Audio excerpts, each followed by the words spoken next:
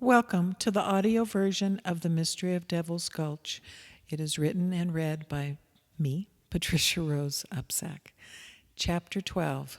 Bear whined and limped over to Alice. She sat on the floor, rubbing her hands together and then over his battered body.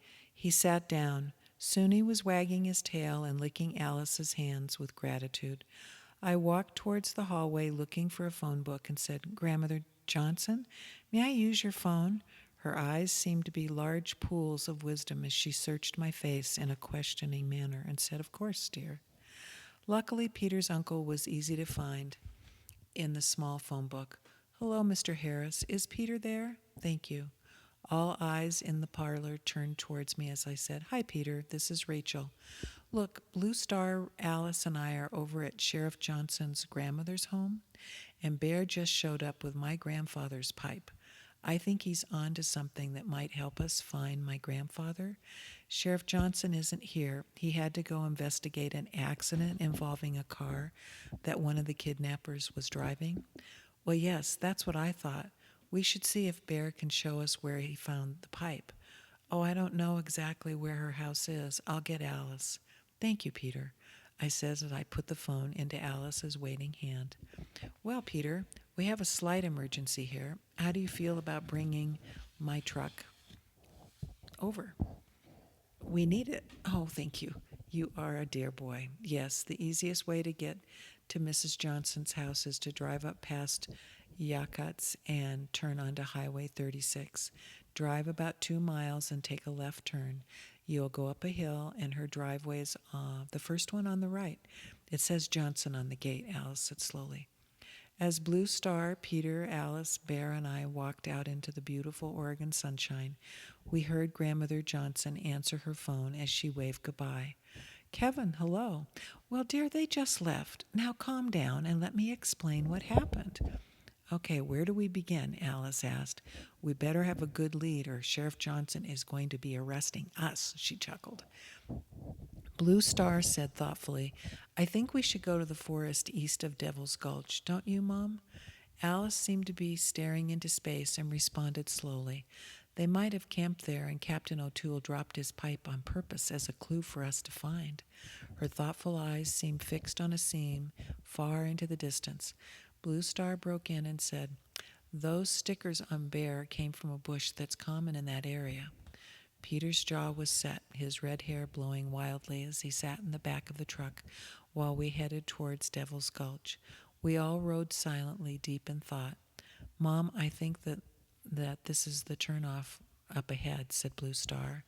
"Hold on," Alice said as she slowed her old truck, took a right turn onto the old logging road. As we bumped along for several miles, I started to get a funny tightening in my stomach. I could feel danger in my bones. Bear started to bark. He jumped out of the truck and ran into the woods to the left of the road. We all ran after him after Alice brought the truck to a sudden stop. The tangled green of vines and trees and flowers of the Oregon forest blocked our view of the path ahead of us. Bear kept barking as he crashed through the deep underbrush.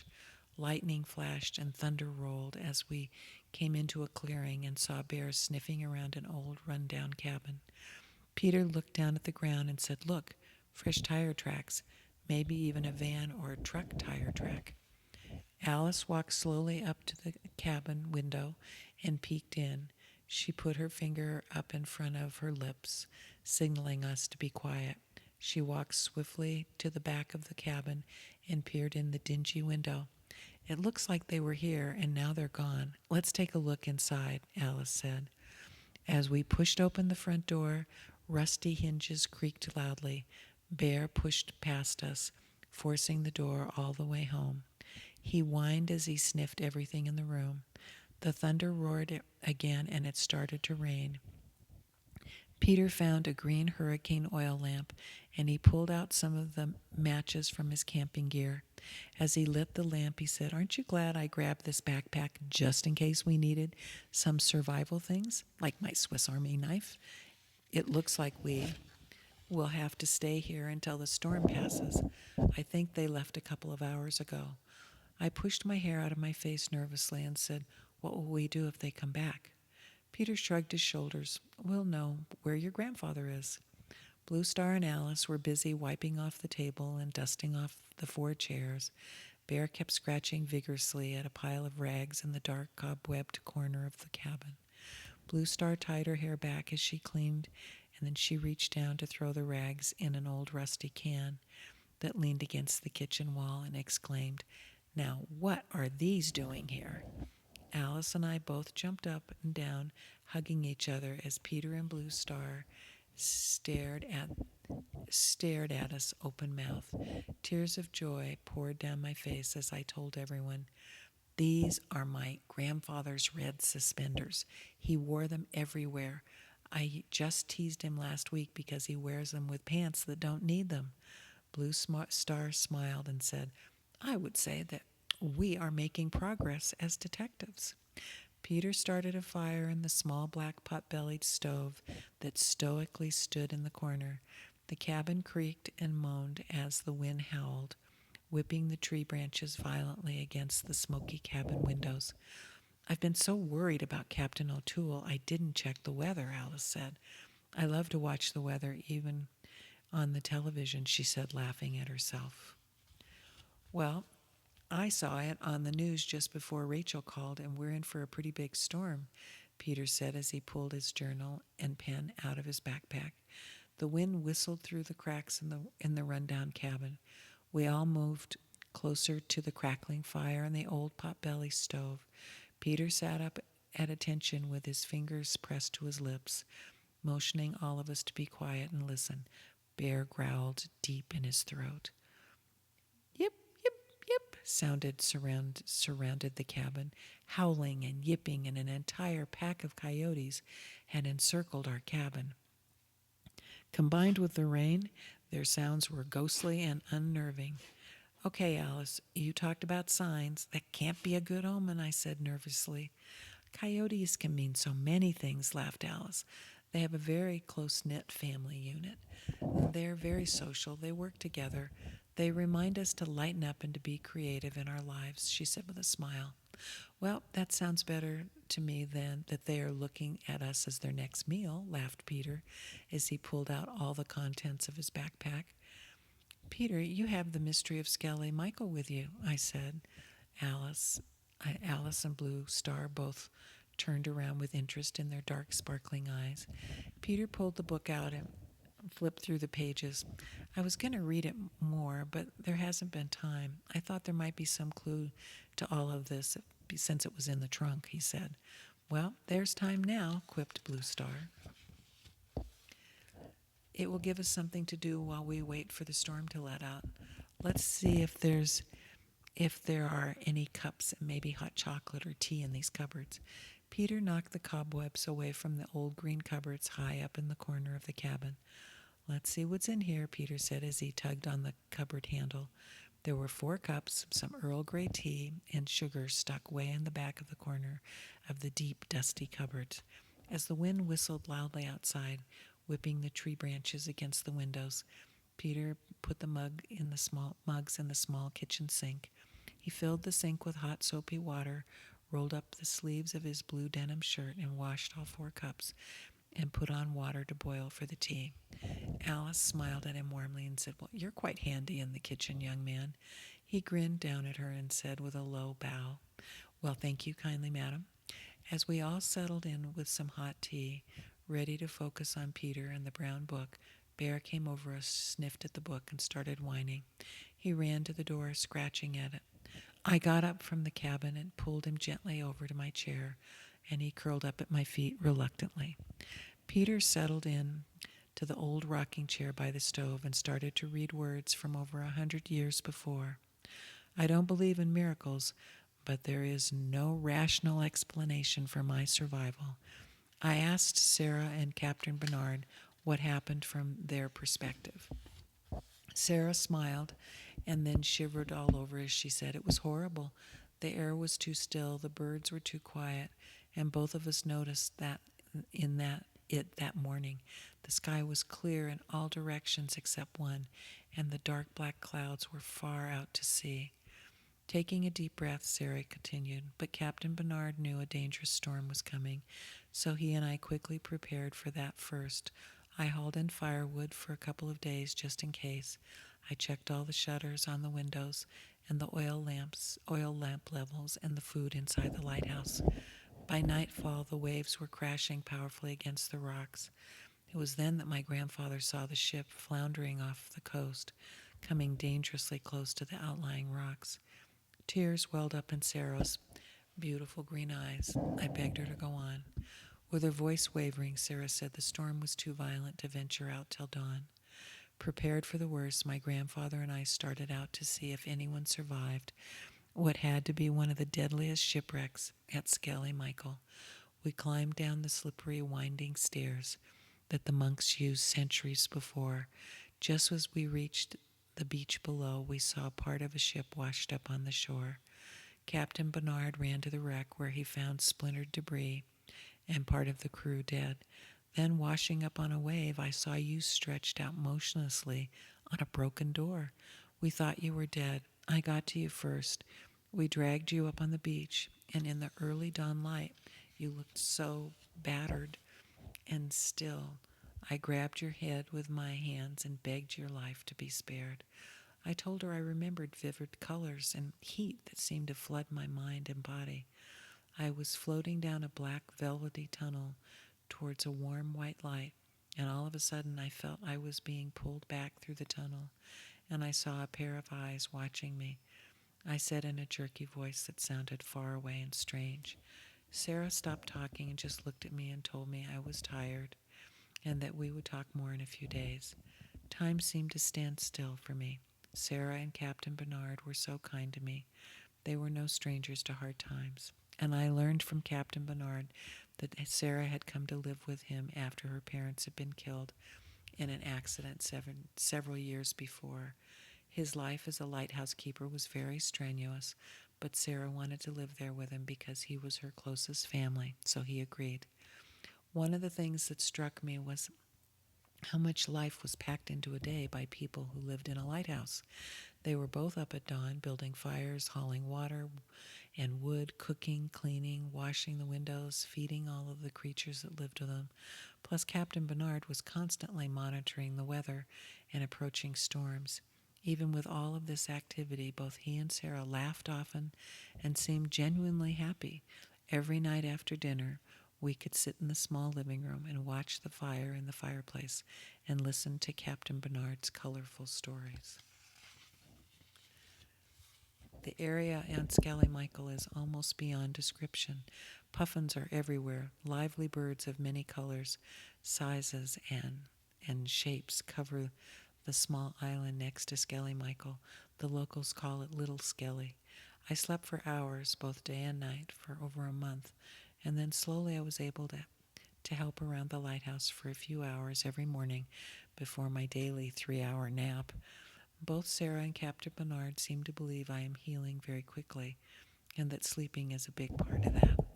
One day I complained to Captain Bernard that my nightmares are horrible.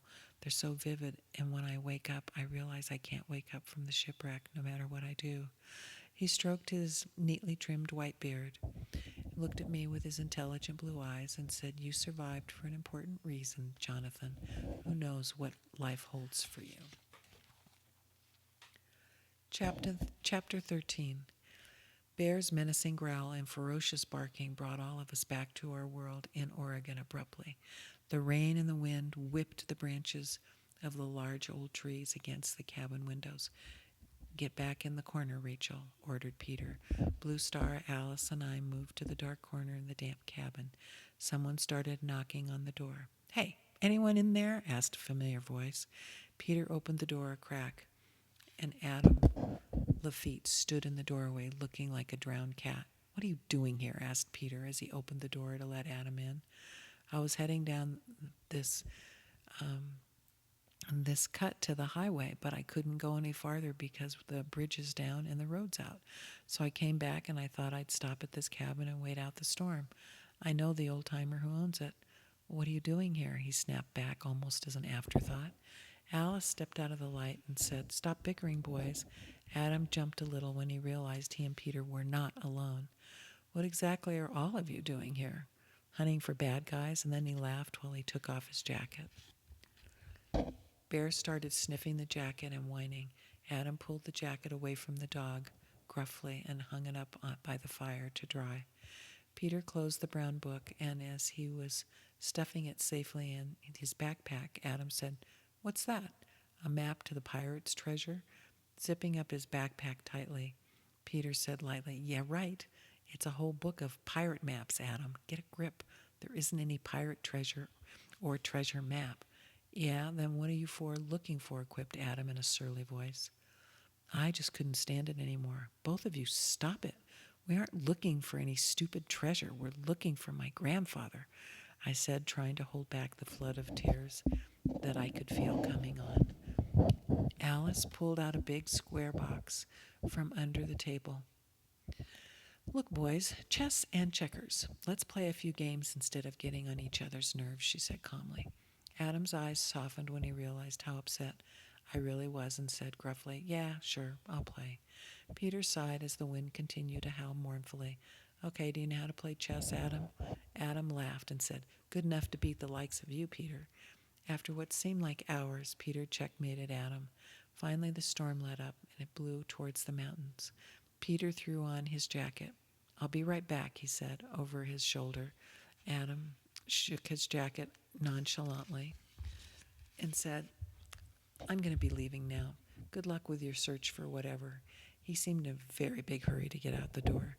Peter returned shortly, covered with stickers and mud. Bear started barking excitedly when he smelled Peter's boots. "Well, we have two choices as I see it," he said calmly. "And those would be?" Alice asked. "We can drive back around to the lighthouse and get the horses, or we can cross the river on foot and hope we don't run into anything that we need to get away from fast," Peter said. Blue Star groaned. Alice looked thoughtful. I said, "I just want to get to my grandfather, Peter, before it's too late." Peter looked at Alice and said, "I wish I knew how to shapeshift. I could change myself into a hawk and fly to Captain O'Toole." She smiled and said, "I wish you knew how to shapeshift too, but you don't, so let's go do something before dark." "Well, I could get across the river with Bear, and you three could drive to the lighthouse since the bridge has been washed out and just past the turnoff that we took to get here. You could then go to Devil's Gulch from there, either on foot or with the horses if the weather is still rough." Blue Star spoke up. "I'm a strong swimmer, sweeter. I think we should split up in pairs just for safety. I'm going with you and Bear." Alice looked concerned when she said, "I don't like the idea of splitting up, Peter. Whoever has Captain O'Toole is dangerous." "Yeah, I know.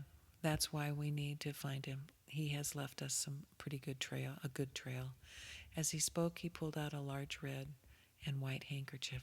"That's my grandfather's," I said. "Where did you find it?" "On a tree branch at the river's shore. That's why I know we need to keep going and follow this trail.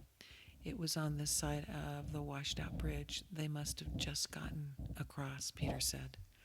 Alice took the handkerchief and pointed to the dark red blood stains.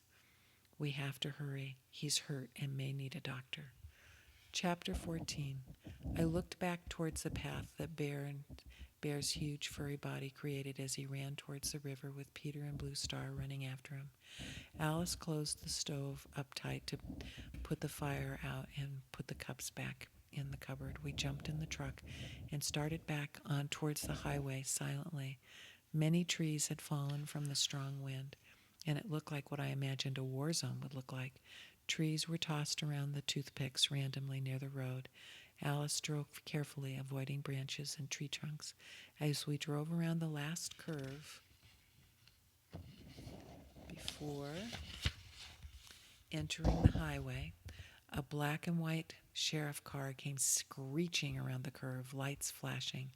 Sheriff Johnson slammed on his brakes and jumped out of the car. His face was deep red and his eyes were furious as he roared, "Where do you two think you're going?" Now calm down, Kevin, and let us explain, Alice started to say soothingly. Explain? Explain what? That you're running off after criminals that could be murderers? I ought to lock all of you up. Where's Blue Star and Peter? He asked as he looked around. Well, you see, Sheriff Johnson, Peter decided to follow my grandfather's clues and swim across the river, and Blue Star and Bear went with him to keep him safe. I stuttered, realizing how dumb that actually sounded. And it was my fault that we left your grandmother's house because Bear showed up with my grandfather's pipe, and I just couldn't wait any longer. I'm sorry, I said as I started to cry for the 1000th time. Before he could answer me, we all heard commotion coming from deep within the woods. Woof, woof, woof, we heard Bear barking and growling loudly. Sheriff Johnson jumped in his car and said, "Stay behind me, Alice, come on." We turned the truck around and went back towards the river, with fear pulsing through our veins. The wind had picked up again and driving was hard. As we approached the washout bridge, Sheriff Johnson slammed on his brakes and broke out running towards the river. Alice and I tried to keep up with him, and I was stunned by the sight before me.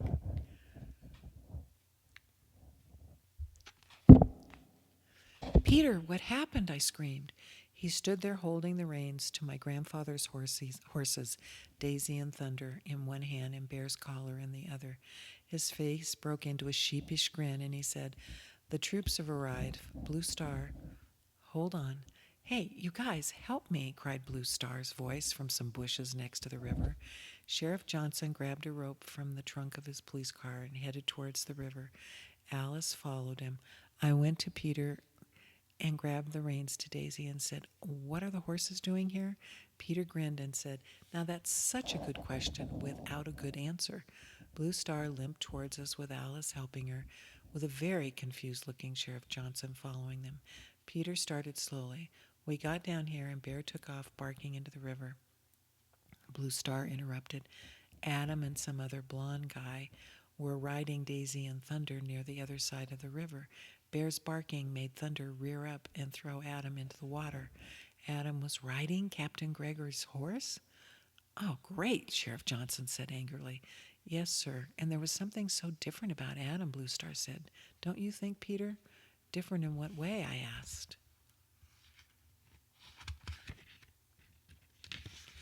Peter jumped in. "Yeah, well, he was not annoying. He was really cold and distant, like he didn't know us at all." And then Blue Star slipped and got her foot caught on the tree root along the river over there, Peter continued. "How did you get the horses, and what happened to Adam and the other man?" asked Sheriff Johnson. "Well, that's the part I don't have any very good answers for," Peter replied. All of a sudden, a Native American woman in a white leather skin dress, boots, and appeared out of nowhere. She grabbed the reins of Daisy and Thunder. The blonde guy started screaming and jumped off the horse. He and Adam ran away through the woods, and she brought the horses to me, smiled, and walked away over there. Alice and Blue Star exchanged meaningful glances at each other. The rest of us just sat there for a moment, stunned into silence. Sheriff Johnson got up and headed in the direction that Peter pointed towards. Blue Star spoke as she rubbed her ankles slowly. "I think we all have to cross the river now. It's the fastest way to get to Captain Gregory before it's too late." Peter nodded his head in agreement while Alice and I looked at the rushing water. Sheriff Johnson came back looking very flustered. "There aren't any footprints at all where you said the woman walked," he said.